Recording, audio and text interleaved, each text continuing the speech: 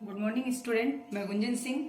आज BEd second year की class में हम असेसमेंट फॉर लर्निंग सब्जेक्ट के अंतर्गत सेकेंड यूनिट विषय आधारित शिक्षा का आकलन का अध्ययन कर रहे हैं।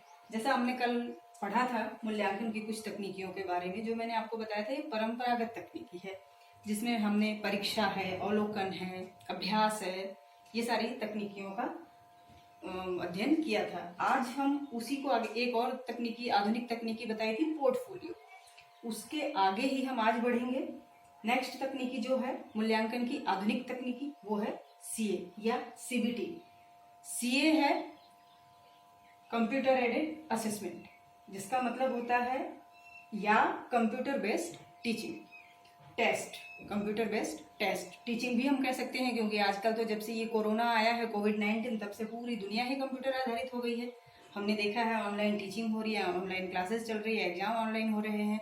एग्जाम आपने पूर्व में भी कई सारे विद्यार्थी ऐसे होंगे आप में से जिन्होंने ऑनलाइन एग्जाम दिया होगा, कंप्यूटर का इस्तेमाल परीक्षाओं में किया होगा। तो वो आपका मूल्यांकन कैसे था? कंप्यूटर आधारित मूल्यांकन ही था। तो ये आप छात्रों में भी इसका उपयोग कर सकते हैं। और चूंकि जब हम कंप्यूटर सीखेंगे नहीं, जानेंगे नहीं उसको, तब तक हम इसका इस्तेमाल भी नहीं कर सकते। इसीलिए हमने फर्स्ट ईयर में एक पेपर पढ़ा था आईसीटी के अंतर्गत क्या था, ये सारी चीजें थी। आपको टेक्नोलॉजी का उपयोग शिक्षण में अपने कैसे करना है, ये सारे तरीके आपको बताए गए थे। तो कंप्यूटर आधारित जो एग्जाम होते हैं उसको आप छात्रों पे इस्तेमाल करके उससे अच्छे से अच्छा उनका असेसमेंट कर सकते हैं। और ये आज के युग के लिए बहुत जरूरी है। आधुनिक युग कंप्यूटर का युग है, आपको पता ही है। अभी पूरी दुनिया कंप्यूटर पे चल रही है और आप मुझे देख पा रहे हैं, ये भी कहीं ना कहीं टेक्नोलॉजी का ही काम है। तो हमें टेक्नोलॉजी से जुड़ते रहना है और निरंतर नई टेक्नोलॉजी का शिक्षा में उपयोग करते रहना है, क्योंकि शिक्षा जो है वो निरंतर चलने वाली प्रक्रिया है, वो ठहरी हुई प्रक्रिया नहीं है। इसीलिए शायद किसी ने कहा है कि छात्रों को हमें ठहरे हुए तालाब का पानी नहीं पिलाना है, हमें बहते हुए नदिया का पानी पिलाना है। अर्थात हमें उस समय के साथ साथ शिक्षा में परिवर्तन लाते रहना, परंपरागत तकनीकी छोड़ करके हमें नई तकनीकी की तरफ जुड़ना है। तो इसका इस्तेमाल करके भी हम छात्रों का मूल्यांकन कर सकते हैं। अगला है एनेक्डोटल रिकॉर्ड्स। कल मैंने आपको एक बताया था पोर्टफोलियो। पोर्टफोलियो जो होता है उसमें हम क्या करते हैं, छात्रों का पोर्टफोलियो में हम छात्रों की जो अच्छी बातें होती है उनकी निरंतर उपलब्धि दिखाते हैं।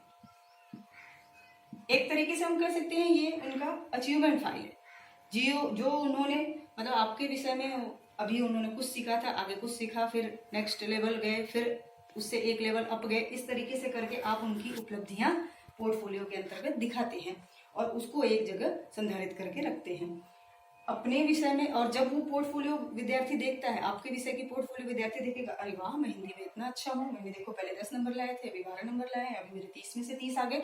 इस तरीके से करके आप उसकी उपलब्धि गिनाते हैं और छात्र भी देखता है तो खुश होता है, एक शिक्षक भी देखता है उसको तो बहुत गौरव महसूस करता है कि क्या बात है, मेरे सब्जेक्ट में विद्यार्थी इतना अच्छे से अच्छा वर्क कर रहा है, उसका प्रोग्रेसिव वर्क है।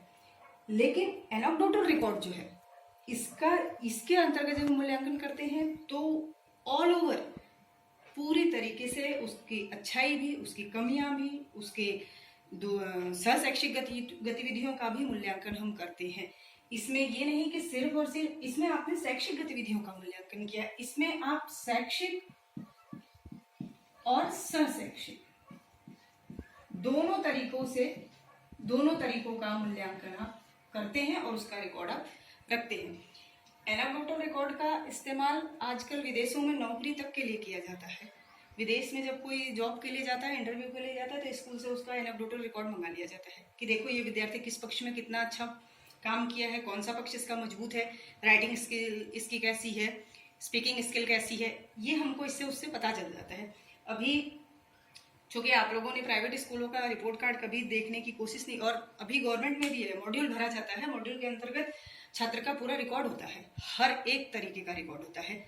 तो जब आप एनेक्डोटल रिकॉर्ड बनाते हैं तो छात्रों का ध्यान रखें कि अपने विषय के अलावा दूसरे क्षेत्रों में भी किसी भी प्रकार की गतिविधि विद्यालय में आयोजित की, आपने विद्यालय के बाहर आयोजित की, उसमें विद्यार्थी का कैसा परफॉर्मेंस रहा, उसकी प्रतिक्रिया कैसी रही, उसकी गतिविधियां क्या रही, सब तरीके का रिकॉर्ड आपको एक जगह इकट्ठा करना है, रखना है। एक तरीके से ये छात्र की प्रोफाइल है किसी भी एक छात्र के प्रोफाइल शब्द से आप परिचित हैं, आप जानते हैं। जैसे ही हम मोबाइल ऑन करते हैं सबसे पहले फेसबुक, व्हाट्सएप या यूट्यूब कोई भी चैनल चलाते हैं, उसके लिए सबसे पहले हमें अपनी प्रोफाइल बनानी पड़ती है। प्रोफाइल में हमें क्या बेसिक चीज़ें चाहिए होती है। प्रोफाइल बनाते हैं तो बेसिक क्या, अपना नाम डालते हैं, अपनी आयु डालते हैं, अपना एजुकेशन डालते हैं, क्वालिफिकेशन क्या है हमारी, ऑक्यूपेशन क्या है हमारा, ऐसे करके हम अपनी प्रोफाइल मेंटेन करते हैं, बनाते रहते हैं और उसमें ऐड भी करते रहते हैं। एडिट करते हैं ना, प्रोफाइल में एक ऑप्शन आता है, आपने देखा है, और करते हैं आप, एडिट का ऑप्शन आता है। जैसे ही आपके पास में कुछ नया आता है, कुछ नया आप अचीव करते हैं, उसमें ऐड कर देते हैं।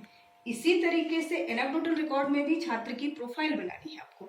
जैसे ही कुछ नया वो अचीव करता है, कुछ नए कहीं उसकी कमियां आती है, आपको उसमें ऐड करते जाना है, जिससे कभी भी भविष्य में आप छात्र का ऑल ओवर आपको मूल्यांकन करना है, उसको जांचना है, पता लगाना है कि वो छात्र कैसा था, किस क्षेत्र में कैसा था। आप ये फाइल उठाते हैं, आपको अच्छी तरीके से पता चल जाता है कि हाँ ये छात्र का ये पक्ष मजबूत था और ये कमजोर था। कई बार क्या होता है, मैथ्स पढ़ा रहे हैं, जैसे मैथ्स में छात्र बहुत अच्छा कर रहा है लेकिन इंग्लिश उसकी बहुत पुअर है, तो अब जब आप पोर्टफोलियो उठाएंगे मैथ्स की, तो मैथ्स में तो अप टू डेट है छात्र, A1 है, उसके फुल में से फुल मार्क्स है।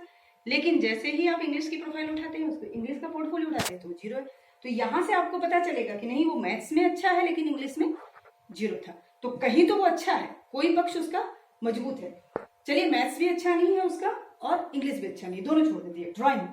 ड्राइंग जैसी चीज में हर स्टूडेंट को इंटरेस्ट होता है, तो ड्राइंग की भी गतिविधि विद्यालय में आयोजित की गई, सहशैक्षिक गतिविधि आयोजित की गई। चूंकि अभी ड्राइंग सब्जेक्ट हमारे चलता नहीं है गवर्नमेंट में, तो इसलिए सहशैक्षिक गतिविधि के अंतर्गत हम उसको शामिल करते हैं। तो ड्राइंग में बच्चे ने बहुत अच्छा ड्राइंग कर दिया, तो आपको पता चलता है कि हाँ इसकी ड्राइंग जो है वो बहुत अच्छी है और शायद ये इस क्षेत्र में बहुत आगे जा सकता है, तो मुझे इसी क्षेत्र में उसको मार्गदर्शन देना चाहिए। तो ये एनेक्डोटल रिकॉर्ड्स जो है उसका भविष्य में भी आपके काम आता है विद्यार्थी के, और जब विद्यार्थी आपके स्कूल में पढ़ रहा है तब तो वो बहुमूल्य है ही आपके लिए, उसका मूल्यांकन करने के लिए बहुमूल्य है। इसलिए इस तरीके से आप इस आधुनिक तकनीकी का प्रयोग करके अपने शिक्षण कार्य को बेहतर बना सकते हैं और छात्र को भी अच्छे से अच्छा उसका विकास करवाने में सहायता दे सकते हैं। अब छात्र के सभी पक्षों का विकास करने के लिए आपको जरूरी है कि आप मूल्यांकन की तकनीकियों का इस्तेमाल करें। असेसमेंट जब छात्र का आप करते हैं, आकलन जब करते हैं, तो निरंतर उसका आकलन करते रहिए, लगातार उसका आकलन करते रहिए, किसी न किसी रूप में उसका आकलन करते रहिए और आप उसकी कमजोरियों को दूर करते रहिए। एक शिक्षक होने के नाते हमारा यह कर्तव्य होता है कि हम अपने छात्र में कोई भी कमी नहीं रहने दें, मजबूत घड़ा बनाए। हम वो घड़ा नहीं बनाए जिसमें छेद हो जाए और पानी गिरने लगे, हमें मजबूत घड़ा गढ़ना है। इसलिए छात्र के ढूंढ के कमियों को निकालना हमारा काम है और उसको दूर करना हमारा काम है। तभी एक बेहतर समाज मिलेगा हमें। अगर अच्छा छात्र निर्माण करेंगे आप तो बेहतर समाज निर्माण होगा। इस तरीके से ये मूल्यांकन की कुछ आधुनिक तकनीकियां हैं। इसके अलावा भी है, जैसे आपने देखा होगा प्रोजेक्ट, ये आप भी करते आए हैं। अगर मूल्यांकन करना है स्टूडेंट का तो किसी भी एक सब्जेक्ट में, साइंस है, मैथ्स है, हिंदी है, कोई भी एक प्रोजेक्ट उठा के दे दिया आपने, प्रोजेक्ट के कुछ चरण उसके अंतर्गत वो प्रोजेक्ट करता है, इससे भी छात्र का मूल्यांकन किया जा सकता है। असाइनमेंट है, हमने अभी आपको असाइनमेंट देकर भेजा था। असाइनमेंट से तो आप बहुत फर्स्ट ईयर में भी असाइनमेंट बना रहे हैं, सेकेंड ईयर में भी असाइनमेंट बना रहे हैं, इंटर्नशिप में भी असाइनमेंट बना रहे हैं, तो असाइनमेंट से तो आप बेहतर परिचित है कि असाइनमेंट होता क्या है और कैसे करते हैं। तो ये इससे भी हम छात्र का मूल्यांकन करते हैं। असाइनमेंट के अलावा है लिखित परीक्षाएं, लेखन है, फिर है आपका MCQ, मल्टीपल चॉइस क्वेश्चन। लेखन जैसे आपको विद्यार्थी का, आपको एक पक्ष जांचना है कि उसका लिखित कौशल उसमें कितना विकसित हुआ है, तो कोई भी एक अनुच्छेद है, सारांश है, नोट्स है, इस तरीके से आप दे करके उसको उसकी लेखन परीक्षाएं ले करके उसका मूल्यांकन कर सकते हैं। ऐसे आप अपने तकनीकी को, नई तकनीकियों को जोड़ करके विद्यार्थी का अच्छे से अच्छा मूल्यांकन करिए।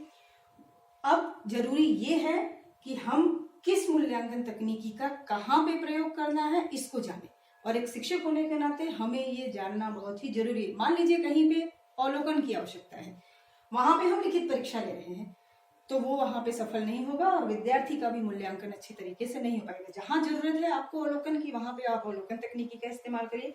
जहां आपको जरूरत है आप लिखित परीक्षा का आयोजन करेंगे वहां पे आप लिखित परीक्षा आयोजन, इसलिए आपको किस तकनीकी का उपयोग कहाँ करना है इसकी जानकारी आपको अच्छे तरीके से होनी चाहिए। तो इस मूल्यांकन तकनीकी के अंतर्गत हम इन विभिन्न तकनीकियों का हमने अध्ययन किया। ये टॉपिक आज के लिए समाप्त है। धन्यवाद।